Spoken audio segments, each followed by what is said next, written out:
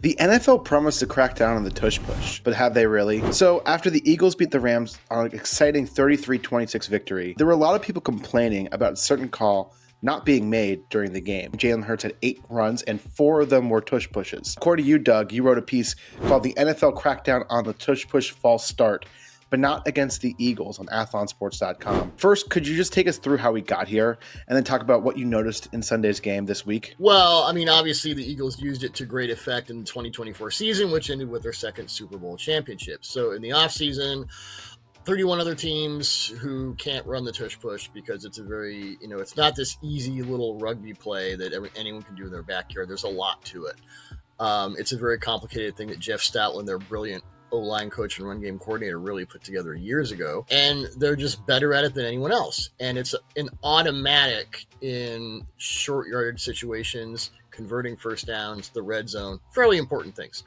Unless they play the Bucs, by the way. True. Okay, you got that one in there, Luke. But for the most part, when they're not playing the Tampa Bay Buccaneers, Luke's team, it just became so automatic, and other teams were so bad at it that a lot of team owners, general managers, head coaches, all of a sudden, you got a lot of this scouting combine back in February and March. There are health concerns. There's actually no data linking the tush push to injuries. It's not a fair play. It's none of this. It's hard to officiate. I love the hard to officiate thing because there are 4 different officials on any play. The down judge and the line judge are at either sideline looking directly into the snap and whether anyone moves early. Then you have the umpire and the referee behind the offense who are also able to see, and it's their responsibility to see if anyone moves. So you got 4 guys who are capable and are supposed to be looking at different parts of line movement versus the snap. But it's hard to officiate.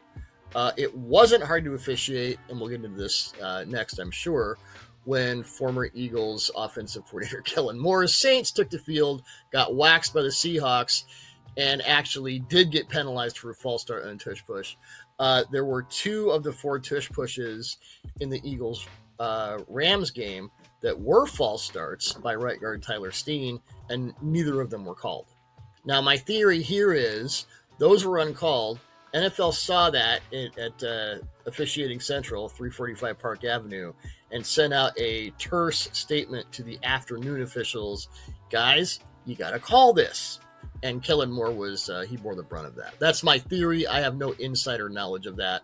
But given the way NFL officiating is so often reactive, I'm guessing that's what happened. Back in March, the owners voted to not ban the tush push then. Do you think these massive discrepancies in calls, team by team, could lead to more of a unified vote coming the next owners meeting? It could, and there have been examples of officials sort of getting together and saying, we don't want to deal with this rule, so we're going to punt it out. You remember in 2019, that one year where the NFL made pass interference reviewable? Luke, you and I have discussed this before.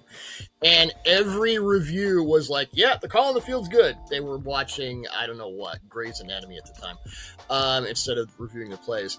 And after 1 year, it was out because, it's not worth it. So there is a sort of self-actualization that happens here with officials at times when they just don't want to deal with a play and they don't want to be embarrassed. I would say that if I were on the Eagles-Rams crew, I would be a bit embarrassed. I think the Saints Seahawks, that crew, they did their jobs. Torricelli Simpkins, the Saints guard, great name, he went early, and that should have been called as the 2 Tyler Steen false starts should have been called on the one drive. So if the officials want to make a joke of it, as they did with that pass interference review rule, they will. And it'll be such a topic, and Roger Goodell will have to talk about it at the Super Bowl, and everyone will get sick of it. And this time they will get the votes. Is it a fair process? I mean, I've always believed that you stop something if you don't want it to succeed, but that's just me. But I would say that at this point, the way things are looking right now, unless there's a massive shift in officiating accuracy, we're on a pace to have the tush push banned, as it was for a long time, in the 2026 owners meetings. That appears to be where everything's headed. Luke, I want to get your thoughts on this. Do you think that the tush push is really a football play, or do you think it's kind of like an unfair cheat code? First of all, I love that you brought up that 2019 rule, Doug. I was covering the Bucs back then as a beat writer, and I remember being in a late season game in the press box at Raymond James Stadium, and there was a bad pass interference or something that should have been reviewed or called, and I looked down at Bruce Arians, who's on the sideline, and he's got the challenge flag in his hand, and he's just holding on to it, and then he doesn't do anything. So after the game, the press conference, I asked him about that moment, and that's literally what he told me. He was just like, what good would it have done? Yep. Like we know exactly like how all those reviews goes. It would have been a waste of time. So I kept the flag, and I think that's kind of what, I wouldn't be surprised if the same thing's happening here. In terms of the play itself, I think it's a football play. I'm very much on the same page as Doug in terms of you stop something if you want it to go away. You don't rely on the officials to just be so bad at officiating it that it finally gets banned from the league. I'm the same way about baseball, right? You don't throw at a batter because somebody hit a home run off you. You make better pitches. That's your fault. I don't want them to ban the play. And again, I will toot the horn for the Bucs all day long and say that they've stopped this play 4 or 5 times already. Like you can stop it. It helps to have a guy like Vita Vea in the middle. I was going to say that number 50 is pretty good at that short yardage stuff. Yeah, it's not easy, but again, like it goes to, there's so many things about special players and special plays and things to where if you want to just ban everything that is hard to stop or hard to prevent, I think that just takes a lot of fun out of the sport, and you can argue about whether or not, because it's more of a rugby scrum, it's not a football play or whatever. The only criticism that I've ever seen that I think makes sense is just make it even for offense and defense in terms of being able to push somebody forward. And, if forward progress is stopped, then you can't push a guy anymore. But the guy on offense can push a guy. Like, as long as they're consistent, I think it's fine. I really hope they don't ban the play. But like Doug said, I can't see any other solution if the refs are just going to kind of call it so inconsistently that nobody can do anything about it.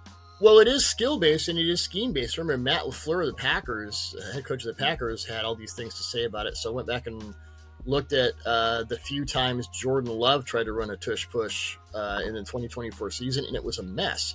Most teams don't know how to run this. Most teams don't have a quarterback in Jalen Hurts who can squat 750 pounds and a line that is the heaviest in the NFL by average lineman weight. I mean, they have set this up to do it. If you go back to 2008, when the Miami Dolphins completely shocked the New England Patriots, the Wildcat, in week 3. And they had that because David Lee, who was the quarterback's coach, was the offensive coordinator at Arkansas the year before. So Lee had run that with Felix Jones and Darren McFadden. And the Dolphins started out 0-2 on the season.